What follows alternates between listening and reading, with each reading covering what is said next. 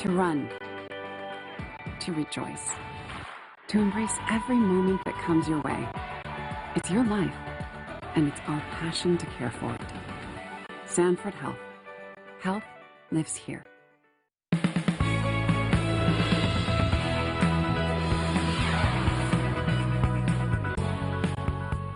A week after 3 tornadoes hit Sioux Falls, people are speaking out about how they think the city handled the disaster.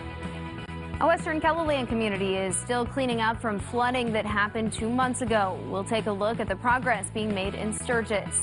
And opening up to the public, KELOLAND's Max Hofer will join us to tell us what you'll be able to see today at the Sanford International.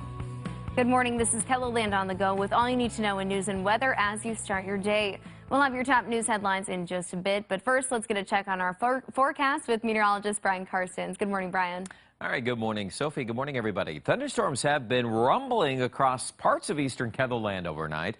We are waking up to as much as 2 to 2.5 inches of rain in the Sibley, well, actually just east of Sibley, Ocheyedan, and then getting to Lake Park, Iowa. Now, those storms indicated on Future Scan, they're moving east. We've got cooler weather coming in. Not cold, cool weather. It doesn't look too bad, really, as we get into the 70s this afternoon. I think overall, northwest breeze will be pretty tolerable, too. So enjoy the day here.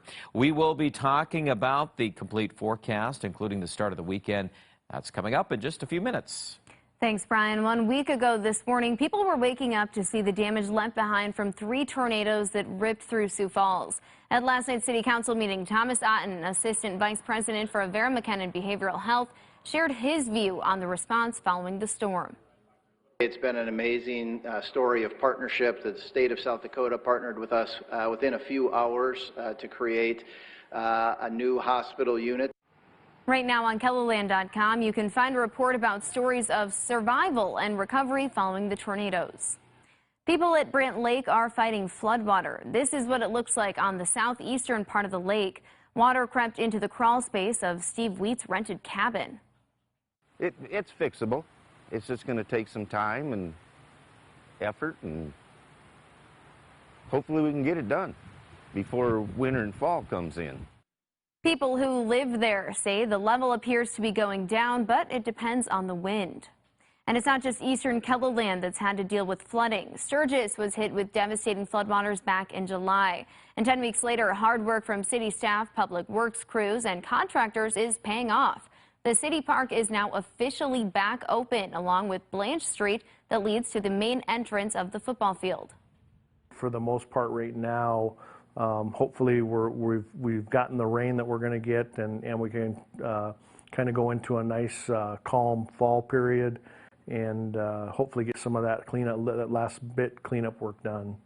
Bush says they hope about 90% of the flood damage is fixed by February of next year.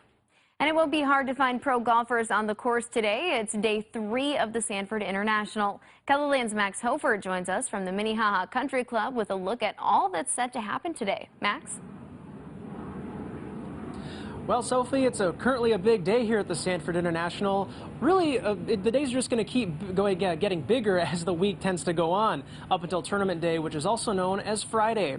Now, it's a big day for fans as well because the gates are finally open to the public, and the Pro-Ams also start today.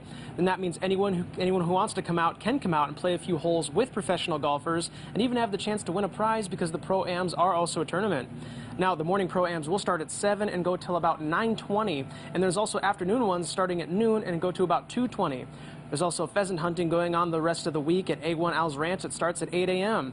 Now, to get a check on to see if the weather's going to be nice for these outdoor events today, I'm going to toss it over to Brian Karstens in the studio for your forecast. All right, Max, I think a great day today. We've got sunshine in the forecast, cold front on the move across parts of Minnesota. Behind that west wind not too strong. It's a little breeze, but it should be pretty good here. Fair weather for this evening. Now, northwest Iowa probably will flare up some thunderstorms tonight. We're getting at least a hint of that on Future Scan. That's attached to that warm front. Now, that frontal boundary is going to come back at us, so our developing southerly breeze by evening. I still think most of Thursday looks pretty good, but getting into Friday, it gets a little more complicated because we've got a couple of fronts around, and those could be, both of them could be trigger points for showers and thunderstorms. not just in the evening, but I think even in the morning here, we could be looking at western South Dakota. And the stronger the wind, the more instability we build. We do have the workings here for some severe weather attendant to all of those features. So I would advise that you do stay tuned to the forecast as we try to get through that period of time. And then by the time we get to your weekend, things Saturday morning are probably in the process of starting to quiet down, and then by Sunday, I think fully into this newer pattern, which is going to reflect 70s for a while.